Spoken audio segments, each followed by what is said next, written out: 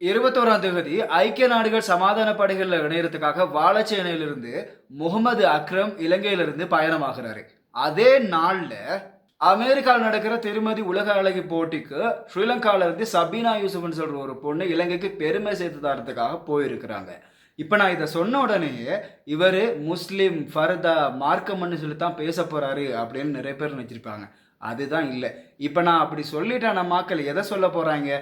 பெண்ணுரிமை, திறமைக்கு அங்கீகாரம் கொடுக்கணும், அப்படி இப்படின்னு தான். இன்னைக்கு நம்ம தான் ஒரு மதத்தில் விழுமியத்தை சொல்லி அடுத்தாக்களுக்கு தெரிய வைக்கணுங்கிற காலமெல்லாம் இது இல்லை. இங்க என்ன விஷயம்னா, நான் தெரியாம ஒன்று கேட்குறேன். இங்க என்ன திறமை இருக்குது, என்ன பெண்ணுரிமை இருக்கு, எனக்கு என்ன புரியல.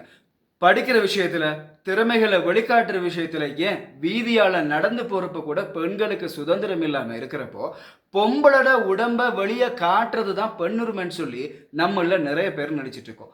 இந்த மாதிரி மிஸ் வேர்ல்ட் போட்டிகள் எல்லாம் மனுஷ உடம்ப எப்படி காசா மாத்தலாம்ங்கிறது தான். ஷோர்ட்டா சொன்னா இதெல்லாம் ஒரு ஸ்கின் பிஸ்னஸ். வெஸ்டர்ன் கண்ட்ரீஸ்ல இருக்கிற நிறைய காஸ்மெட்டிக்ஸ் கம்பெனிஸ் அழகு கண்டாலே வெள்ளையா இருக்கிறது, அடுத்தாக்களை அட்ராக்ட் பண்ற மாதிரி இருக்கிறங்கிற மைண்ட் செட்டை ஏஷியன் ஆப்பிரிக்கன் கண்ட்ரீஸ்ல ஈஸியா கிரியேட் பண்றதுக்கு அவங்க யூஸ் பண்ற பெரிய ஒரு சோர்ஸ் தான் இந்த மிஸ் வேர்ல்ட் போட்டிகள்.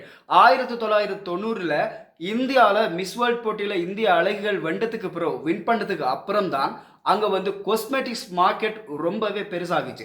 இந்த மாதிரி ஹியூமன் நேச்சரை சீரழிச்சு அழகண்டா இப்படித்தான் இருக்கணும்ன்ற ஒரு மைண்ட் செட்டை நமக்குள்ள கிரியேட் பண்ணி மனுஷ உடம்பை வச்சு பிசினஸ் பார்க்க நினைக்கிற உலக அழகி போட்டிகள்லாம் எல்லாராலையுமே புறக்கணிக்கப்படணும்.